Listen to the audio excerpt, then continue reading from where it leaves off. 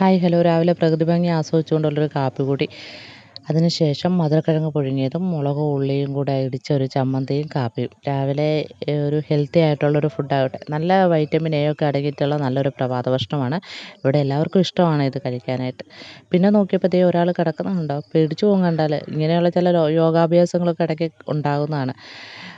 പോയി ചെന്ന് നോക്കുമ്പോഴത്തേക്ക് യാതൊരു കുഴപ്പമില്ല. അങ്ങനെ ഒരു രീതിയിലാണ് എപ്പോഴും കിടക്കുന്നത്.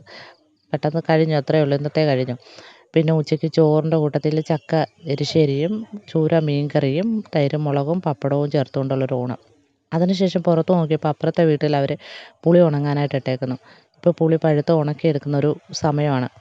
പുളി ഉണക്കിയെടുക്കുന്ന ഇച്ചിരി പാട് പിടിച്ച പരിപാടിയാണ്. കാര്യം മീൻകറിക്കകത്തിടാനായിട്ട് നല്ല രുചിയുള്ള കുടംപുളി കിട്ടുമെങ്കിലും ഇത് ഉണക്കുന്ന ഇച്ചിരി പാട് പിടിച്ച ഒരു കാര്യമാണ്. വെയിലുള്ളപ്പോൾ ഇങ്ങനെ ഉണക്കിയെടുക്കാം.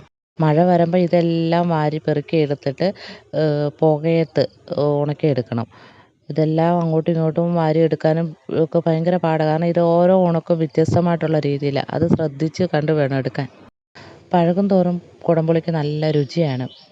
ഇവരുടെ കയ്യിൽ പഴയ സ്റ്റോക്കൊക്കെ ഇഷ്ടം പോലെ ഇരിപ്പുണ്ട്. കുടംപുളിയൊക്കെ ആവശ്യമുള്ളവർ പറഞ്ഞാൽ മതി, അവർ കൊടുക്കും. ഏതായാലും നല്ല ഡിമാൻഡുള്ളൊരു സാധനമാണ് ഈ കുടംപുളി. പിന്നെ പ്ലാവിൽ കയറി ഒരു ചക്ക ഇട്ടു. കൊച്ചു പ്ലാവ് കേട്ടോ. ചക്ക വേവിച്ചു, അതിൻ്റെ കൂട്ടത്തിൽ കാപ്പിയും കൂട്ടി വൈകുന്നേരം അങ്ങ് കഴിച്ചു. നല്ല മഴ പെയ്യാനായിട്ട് പോവുകയാണ്. പുറത്ത് നോക്കുമ്പോൾ നല്ല മഴക്കാറുണ്ട്. പടിഞ്ഞാറൊക്കെ കാണാൻ പോകുന്ന ആളുകൾ, സഞ്ചാരികൾ ഒത്തിരി പേരുണ്ട്. അവരെല്ലാം വേഗം വേഗം തിരിച്ചു പോയി. മഴയൊക്കെ പെയ്ത് തീർന്നു. ഞങ്ങൾ കുറച്ച് നേരം സന്ധ്യയ്ക്ക് പുറത്തൊക്കെ നിന്നു. അതിനുശേഷം വണ്ടി അന്നേരം തുരുതുരാ പൊയ്ക്കൊണ്ടിരിക്കുകയായിരുന്നു. രാത്രിയിൽ ചക്കക്കുരു മെഴുക്ക് പുരട്ടിയും ഉണക്കമീൻ വറുത്തതും കൂട്ടിയുള്ളൊരു ഊണ്. രാത്രി നല്ല മഴ പെയ്തുകൊണ്ടിരിക്കുകയായിരുന്നു.